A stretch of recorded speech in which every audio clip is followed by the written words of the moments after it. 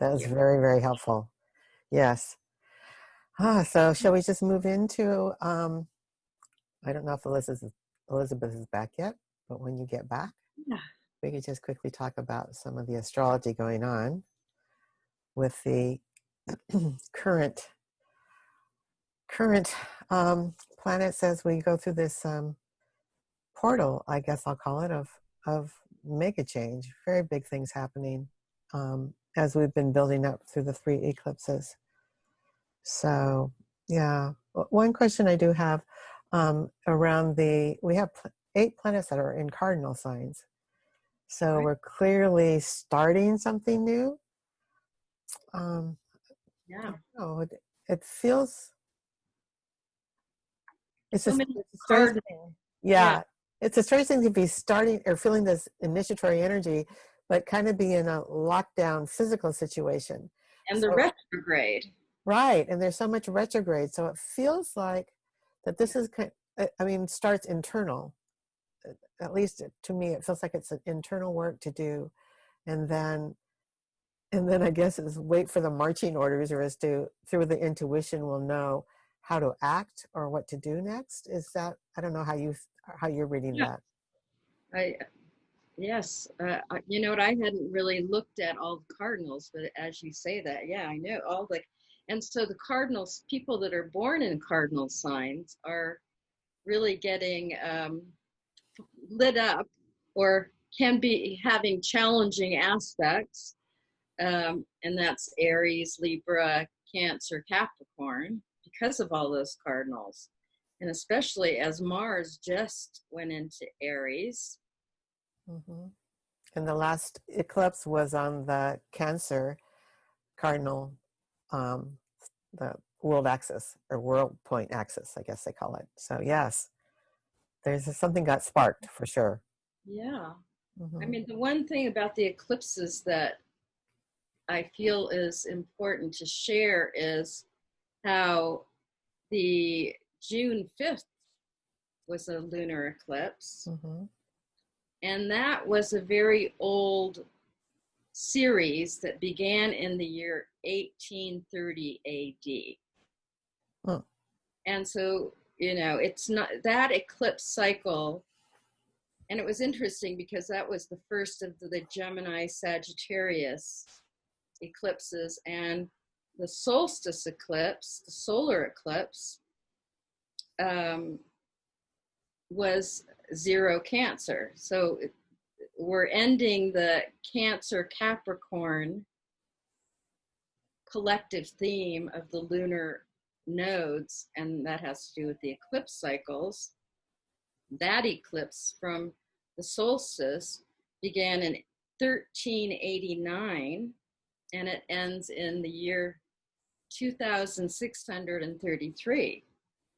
But what I really think is very significant about this 4th of July eclipse that's going to happen this Sunday is that it was a new eclipse cycle that began in the year 1984.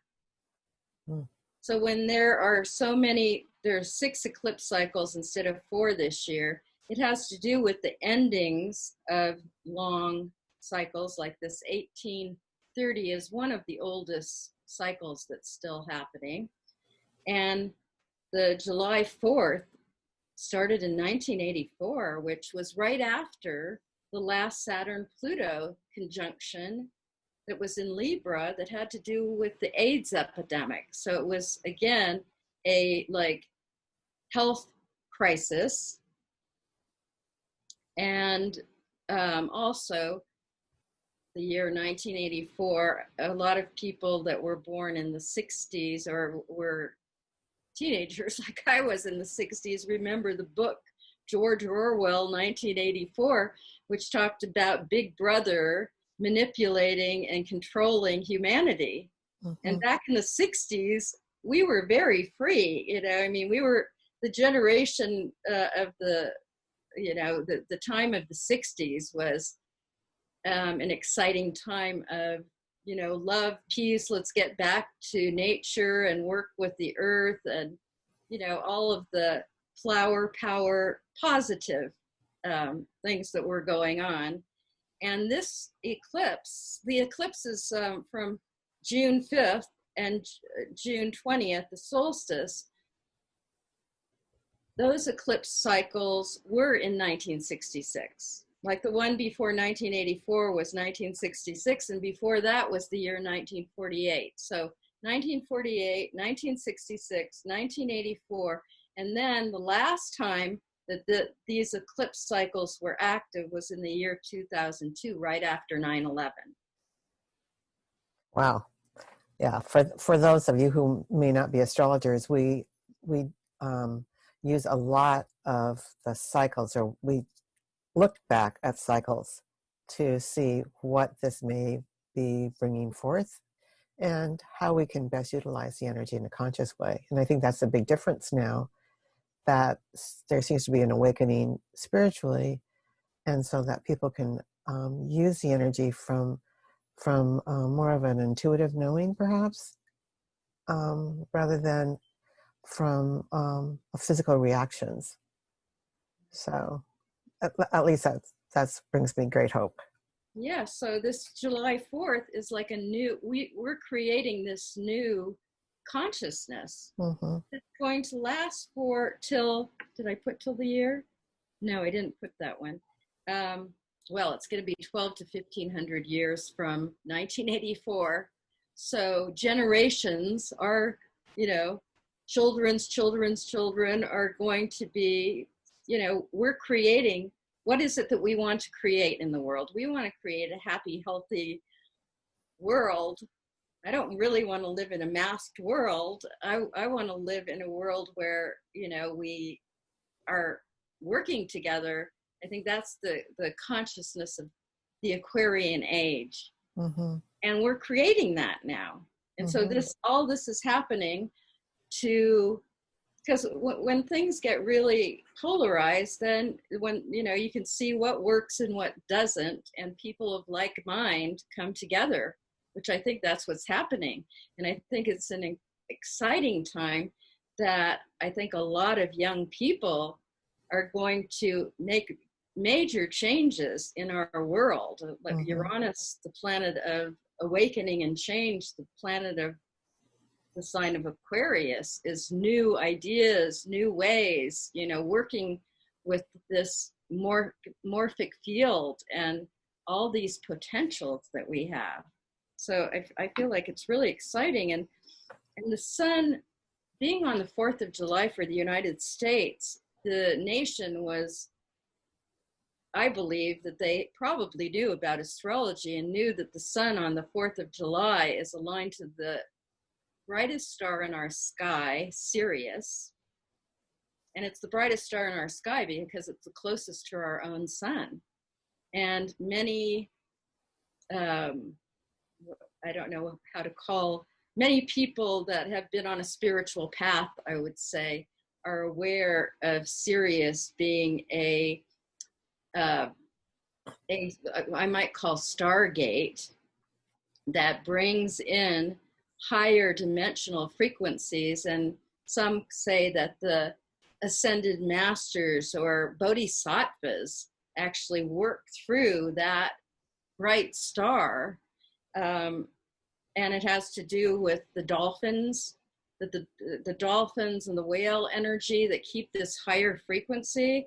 I've always felt the Syrian light beings are like midwives to overseeing, watching over the planet. And at that 13 degrees of Cancer, I guess between 9 and 14 degrees, I usually look at the alignment with Sirius. This United States was built on these principles of Independence Day. We call the 4th of July Independence Day, breaking away from the old controls of the monarchies and patriarchies in the world for a free nation, for we the people. And Aquarius is so much we the people, Right. Yeah. And for those of you who are not familiar with the chart of that day, then our sun is at 13 degrees Cancer. So, and that's the sun of the U.S. chart. So the country is getting, um, personally, I guess I'll call it, um, affected by this last eclipse of the series. And And also, I just wanted to add one little thing. Also, simultaneously with us being in alignment with Sirius, is that the June 20th eclipse was on the galactic cross, which is also a rare opportunity where the we were aligned with the Milky Way, and so that it opened a portal for other um, other energies. I'll call them star ancestors, perhaps, or guidance from the stars. And then this eclipse on the July 4th is going to be in the galactic center. The south node, I think it's the south node, is on the galactic center. So, or very close to galactic center, depending on which if you use mean node or true node. Anyway, but again, it's this alignment to wisdom beyond our third dimension, you might say. So it's all a magical lineup that's been going on. That's exciting. yes, it is. Um, yeah, and that the eclipse is the shadow will be over the United States and North America Right. on this day. Mm-hmm. And with Mars in Aries squaring where Mercury is in the lunar eclipse 4th of July horoscope, Mm-hmm. the square is a challenge, and it seems really important to be very mindful of our thoughts and our speech and our actions, because Mm-hmm. Mars is the blood in the body. It is action, energy, power, vitality, the warrior, and in Aries, the ram. It's sometimes the ram doesn't think before it acts, and it just goes head. It's the head in the body. And so squaring Mercury, the messenger, who's retrograde in Cancer, which is very sensitive. Cancer, and the sun in Cancer, but Mercury in Cancer, retrograde. It's like what's nurturing. Really thinking before you speak. Like how does this feel?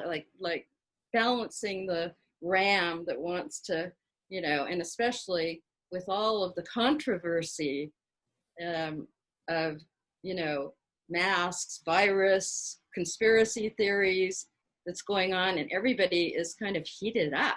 I kind of felt it just this morning, feeling the Mars and Aries all of a sudden. I could feel it. Yeah, well, the Mars and Aries combined with the Jupiter-Pluto conjunction, Yes. it's like Mars is going to go along and it's going to catalyze or be a spark for these energies that are coming along. But the whole piece about the Cancer energy, Mercury in Cancer in retrograde, I think that is, again, another repeat of the message of go to your heart, go to your feeling wisdom, as opposed to letting your brain run the show. We're being asked to really to access the higher knowing that lives within us, and that comes through the heart. So, yeah, this could go two ways. I will say. However, I do feel that there are enough light workers or people who are in the awakening process to be able to hold the energy for the higher vibration or the higher outcome of how this could look. So, I mean, yes, I've been accused of being a Pollyanna, I know, but I think we both are, because we can change things, our we vibration can. and Mm-hmm. our thoughts are things. Mm-hmm.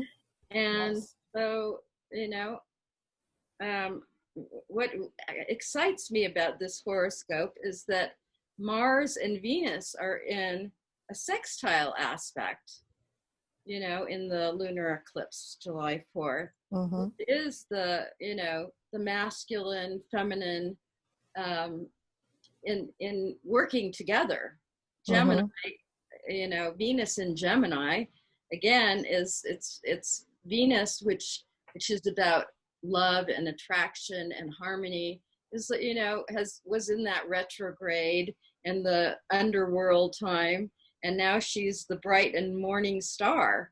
And so she's had time to think, Gemini, about what do we need to attract in order to have everything we need. What do we value? Because Venus is very much our values. And I love that she is in harmony with Mars. So as Mars squares Mercury, at least Venus is like saying, come on, Mars, my partner, let's work together. And because Mars and Venus together are the powerful creative energies. Mm-hmm. Mm-hmm. And the other thing is that Mars was with Neptune in the last eclipse. Yes. And so I do think, and right now with this upcoming eclipse, and Neptune is trine 3 by 3 degrees, or sextile by 3 degrees, the Capricorn planets. So I do think that also brings in the spiritual piece, just to give that Capricorn kind of practical, grounded energy, but it just brings in a wisdom from Pisces at a different level. So there's a lot of hopeful things going on in this There are chart. hopeful things. And as Mars gets close to Chiron, Mm-hmm. Chiron is in Aries, but at the time Mars gets close to Chiron, I believe that Venus will sextile the Mars Chiron. And so, Mm-hmm. for those that you don't know, Chiron um, was discovered in 1977 and named after the wounded transformational healer Centaur, who brings us the keys to heal our deepest wounds. And so Chiron in Aries right now is about healing that Mars energy, the you might call it the ego energy, or the I am, because Aries, the sun loves to be in Aries because it is this springtime. Here I am. I can't wait to get things done and create things. It's, the first sign. But Chiron there is like, bringing up how to channel our Mars energy, I believe, in a positive way, and giving us these keys so that we don't just ram ahead and not think about the consequences to the earth when we, like our earth is in a sixth extinction. That is the truth. So many Mm-hmm. species are dying. And so it's like, I feel like that it's our opportunity to think more about the ecology, and um, not and also our own personal healing, our personal wounds about who we are. Exactly. To let go, or to work with the victim energy from our childhood, and to reframe how we were brought up, and instead of blaming our parents, to really take the objective role and look and see how did they serve us in making us who we are, because there is a school of thought that we chose our parents and we gave them the script, and that they came from a place of deep love, whether it appeared that way to you as a child or not. If you can open your heart to that possibility, you might find that that energy will help to heal our inner children, you could say. Yeah. Chiron squaring the sun in Mm-hmm. this horoscope, the sun and the moon, Mm-hmm. making a P-square. Um, and Cancer, is all about the moon, the home, where we feel safe. And Mm-hmm. Cancer in the body is the breasts and the stomach. It's like that which has fed us and nourished us.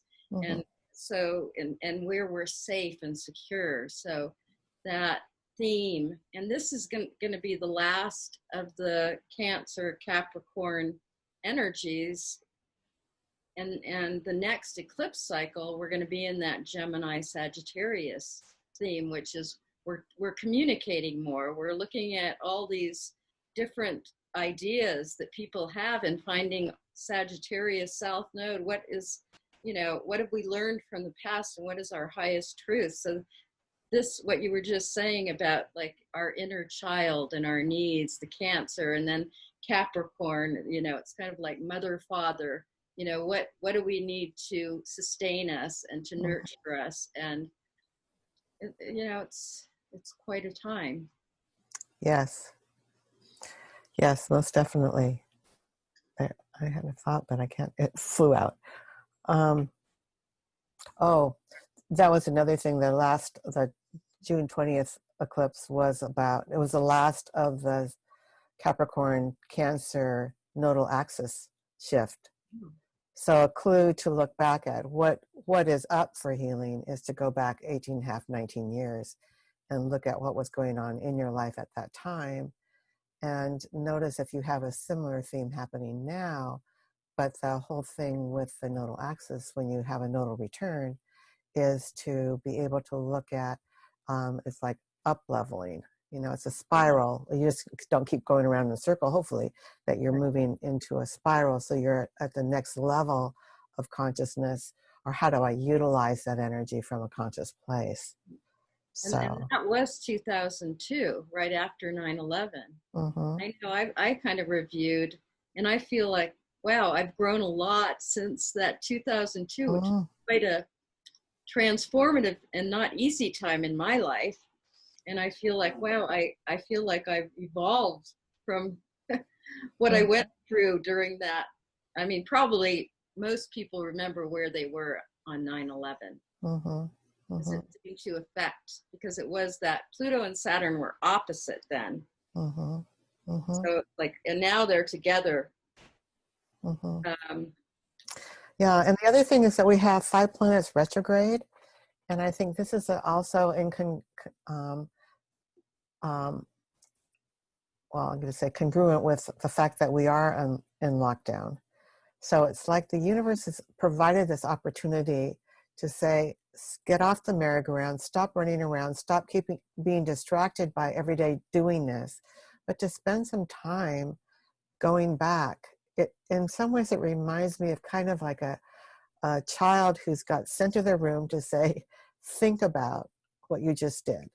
yeah, Spend some time alone and reflect on your past behaviors so that you can get your aha, oh, wow, I see that. I could have done that better. And I feel like humanity's maybe been sent to our room and being told, think about this, because we're having a second chance with these retrogrades saying, pay attention here, you know, relook at, you know, yeah, how being you've done life. like with family, it's like Mm-hmm, probably so many people have not, they've been so busy that they haven't been at home. mm-hmm, And what are your needs and what are the children's needs, and mm-hmm, especially thinking about the children, mm-hmm, and mm-hmm, and the changes that need to take place in the world, that Capricorn in education and healthcare, and all these institutions and governments, which is the Capricorn piece, mm-hmm. that need to change. So it's giving us reflection time. Exactly. Yeah. Yes. Reflection time to reconsider, reassess, reprioritize what is important for us. So it's quite magical how all of these things are lining up, because we look at the lineup of planets.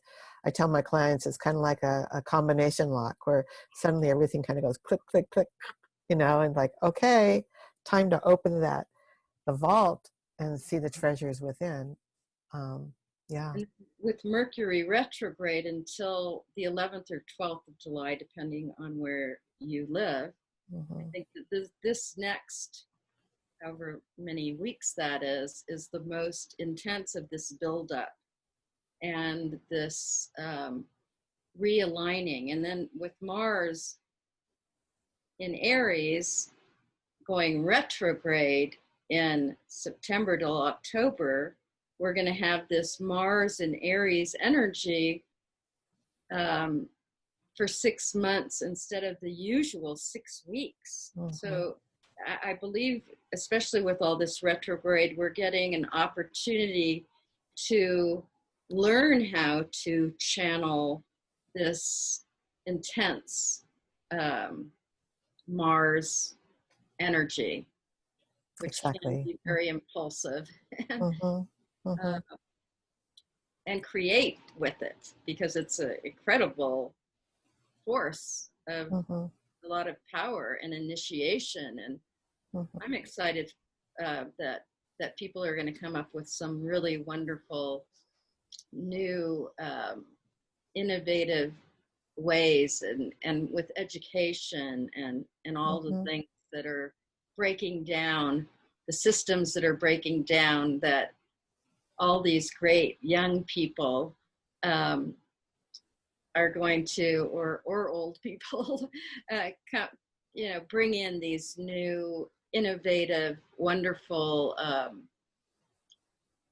ways for us to evolve, and for our food, and health, Mm-hmm.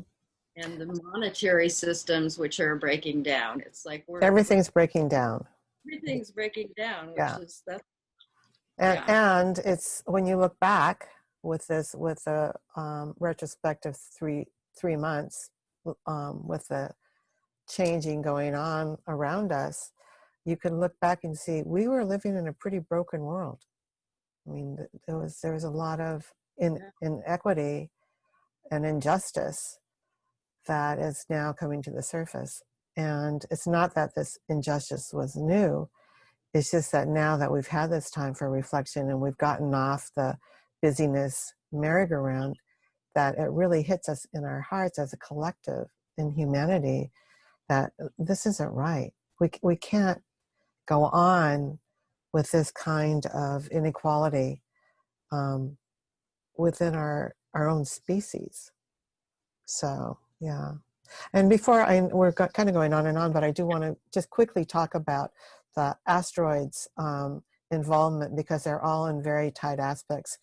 So could you just quickly talk about their role in this Okay. upcoming eclipse?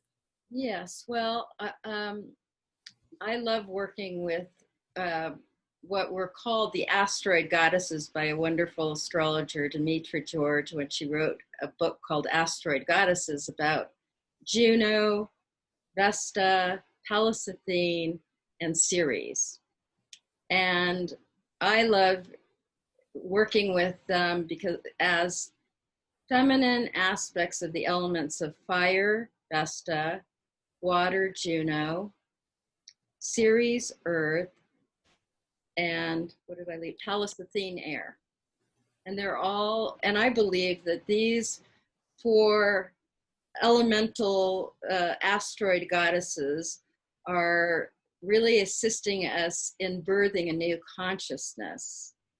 And so Ceres is right now in Pisces, making a beautiful exact trine aspect to the sun and a sextile aspect to the moon in this lunar eclipse. Ceres is the earth mother. It's like cereal, Ceres. She's the earth mother who feeds us and nourishes us and gives birth. And she's very much about the ecology of the earth. And so she's making a support of the trine, the most flowing, supporting this Cancer, uh, which is the mother moon sign, and the lunar um, moon. And the lunar moon, was one thing I wanted to share, is at 13 of Capricorn, which is aligned to another very bright star known as um, Vega in the constellation of Lyra, the harp, which is, they call the star Vega or the messenger of light. And if any of you have seen the movie Contact with Jodie Foster and Matt McConaughey, I don't remember when it was, many years ago, they dedicated it to, it's not Joss, why am I thinking of Cousteau, which is the water, Sagan, Carl Sagan, the great astronomer.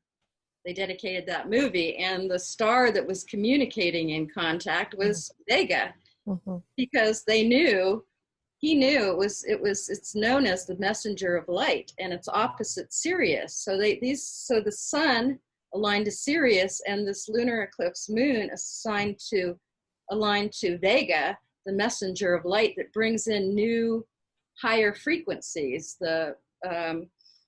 And so here the Earth Mother is trying these, which is wonderful.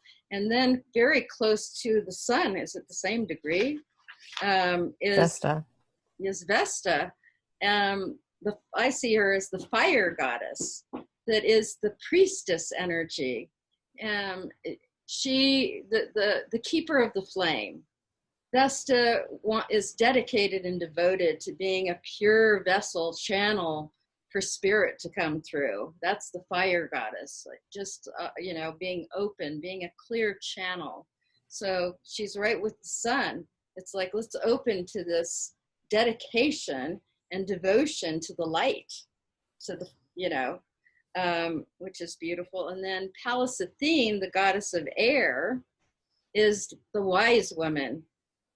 She is with Jupiter and Pluto, I think, exactly on this eclipse. And Pallas Athene is the goddess that has to speak out, and the mythology is she's born out of the head of Zeus god, fully armored, and the owl's her totem and sees in the dark and in all directions. So Vesta has this not Vesta. Pallas Athene is like the all-seeing eye of the wisdom keeper. And she is not afraid to speak out. I think that's what's coming up with this Jupiter. It's like people need to speak. It's interesting that the masks, because, it's like there's a lot of controversy on the masks, but like I said, I just don't want to live in a mask world. I honor everything, but I think that Pallas Athene, it's the feminine needs to be heard. And then the last of the asteroid goddesses is Juno, who is the goddess of water, because she is the bride, the queen that knows her worth. It's all about being in cooperation and equality in all of her partnerships. She knows who she is, and she demands equality and honoring. She's the empowered woman. She doesn't want to overtake. She wants to be in harmony with the divine masculine, and that's within us, male and female. And she, in this horoscope, is opposite Mars and Chiron. And so, she's kind of saying, okay, let's heal these warrior wounds. She's looking at Mars, oppositions, it's 180 degrees, let's cooperate. Let's heal these wounds where we have to be right, and we have to, be aggressive or impulsive or put our real will over others. And so, yeah, the asteroid goddesses are really lit up and speaking to us in this time, which I think has a lot to do with women being heard and seen, because still there is that seeming inequality, but it's changing. And I think that's the thing with Pallas too. Pallas being with the conjunctions with the Capricorn gang, I call them. But Pallas is about winning battles through the mind or through strategy, as opposed to just going in with your sword and club and doing things by brute force. So, and bringing the feminine wisdom into the formula. So it's hopeful. I think that that's the main thing that we want to share with with people who are listening to this that, it may seem on the outside like the world's coming to an end, but it's not. It's transforming into something much more fair and beautiful and balanced. So, it, And you all make a difference. Everyone makes a difference. And I think exactly. we can Mm-hmm. do our best to stay as positive as possible.